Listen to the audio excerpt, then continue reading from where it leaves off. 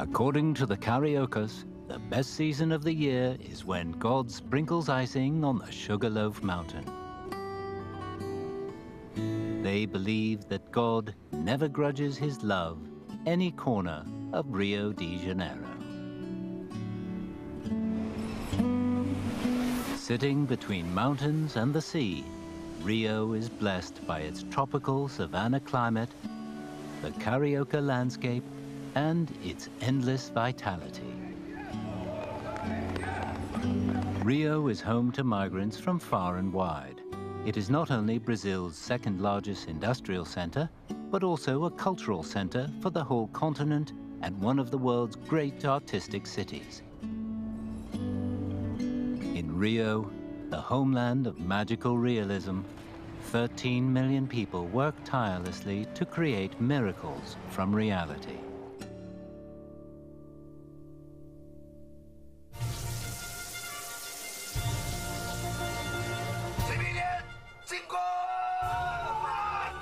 My name is Evandro Carvalho. I am 43 years old and I have a Chinese name, Cao Wenyong. I was born in a city called Recife, located in the northeast of Brazil. In Rio de Janeiro, I am an international law professor at Getulio Vargas Foundation, FGV.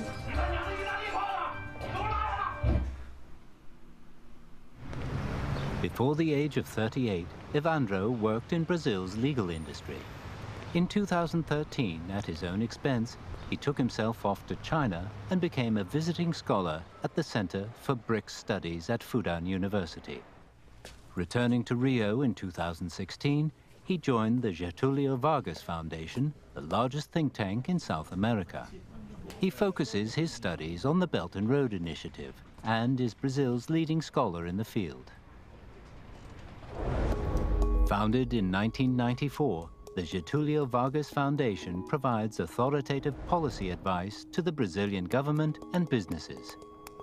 It has over 90 research centers with 3,000 full-time research staff, producing more than 6,000 articles and 59 journals every year. A year ago, Evandro became the editor-in-chief for China Today, the first Portuguese monthly magazine on current affairs in China. Its latest issue is about the origins of Sino-Brazilian relations. I am at the Botanical Garden in Rio de Janeiro. This place, this beautiful place, was set up by the King John VI in the very beginning of the 19th century. Here we can find a lot of different kinds of trees and plants that represent the Brazilian nature. But we have a special one, a tea tree. That the King John VI invited Chinese laborers to come to Brazil to cultivate tea. This happened in 1812. And this is the beginning of the relation between Brazil and China. In the early 20th century, to acknowledge the Chinese contribution to development, a Chinese pavilion was built on the viewing platform of Xinhua National Park. Evandro decided to use a picture of the pavilion for the cover of his journal's latest issue. Belt and Road. Carvalho has a second job, teaching in the Foundation's law school. He has been collecting students' opinions on China in his classes. Technology development that has been going for us. Things like pollution and the environmental problems that China has. Is that they have like the courage, the merits to trail their own way towards development and not only to follow ways of others. The young Brazilians, they are very interested to know more about China, but the lack of knowledge about China is still huge. When I mention about One Belt and Road, really few people knew about that. I think that the Cold War still has an influence in the mind of the old generation. The stereotype about China that was built during the Cold War, the reform and opening up policy that started in 1978.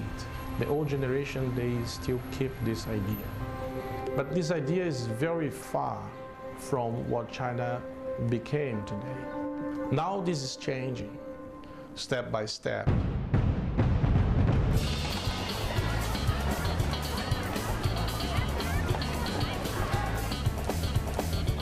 Brazil is the largest and most populous country in South America and the dynamo of the continent's economy.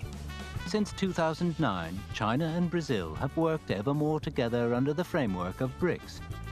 The triad of trade, investment and finance hold much promise in allowing a shared path to prosperity. China is the first trade partner to Brazil. Now, currently the main investor. So the second most important economy in the world. It's a very important country for many other countries. In 2018, Carvalho started producing a video show called Wenyong's Talks on China. Okay, good. 1, 2, 3, right. In the latest program, he invited Brazil's international trade expert to talk about Sino-Brazilian cooperation under the BRI. Over the past year, Carvalho has made many journeys between China and Brazil to film. So far, there have been 6 episodes. Todos os anos, no calendário político da China, ocorre importante evento conhecido como 2 sessões: aberta, moderna, criativa, inovadora, empreendedora. From the law area, they are invited to play a major role, step by step, in this country. Evandro has made great efforts in recent years to promote the Belt and Road Initiative in Brazil. He explained China's policies to local institutions in Brazil, provided legal advice to Chinese enterprises, and translated Chinese books on economics, law, and culture. Evandro Carvalho has a unique understanding of the Belt and Road Initiative. When he introduces it, typically he says, One belt, one road, and one river. The translation of Rio is river. Rio de Janeiro as a city that play a role as a gate to connect Brazil and the Belt and Road Initiative.